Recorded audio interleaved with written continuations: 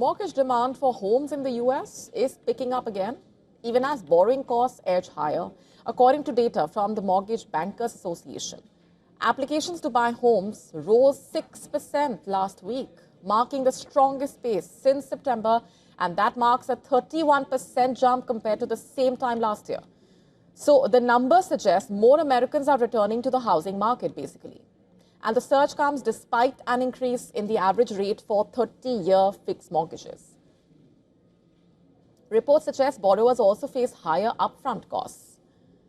And while borrowing is still expensive by historical standards, experts say today's rates are about half a percentage point lower than a year ago, giving some buyers renewed confidence.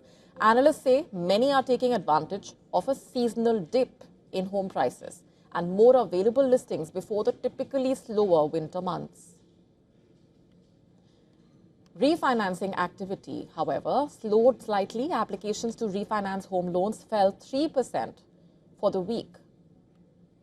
Even so, refinancing demand remains 147% higher than the same period last year.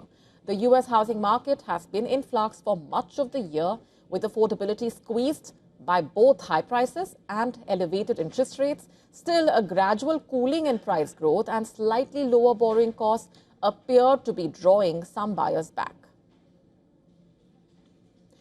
Markets are now watching how broader economic developments, including efforts to end the U.S. government shutdown, could influence interest rates in the weeks ahead. For now, home buyers seem determined to make the most of the window before costs climb again.